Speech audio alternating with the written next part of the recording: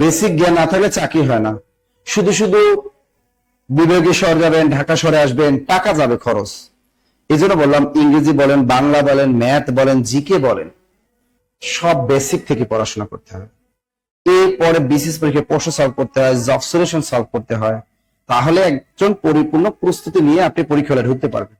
আর শুধু শুধু যাইয়া টাকা খরচ করে লাভ নাই। তো পড়াশোনা করবেন না, তাহলে তো হবে না। বেসিক জ্ঞান না থাকলে হয় না কিন্তু।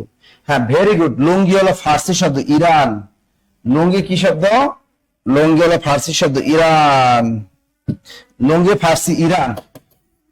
মনে রাখবেন, এই লুঙ্গি বাংলা একাডেমি আধুনিক বাংলা অভিধান অনুযায়ী লুঙ্গি হলো ফার্সি শব্দ। কোন কারণে ফার্সি না থাকলে আপনি বর্মি টিক দিয়ে চলে আসবেন।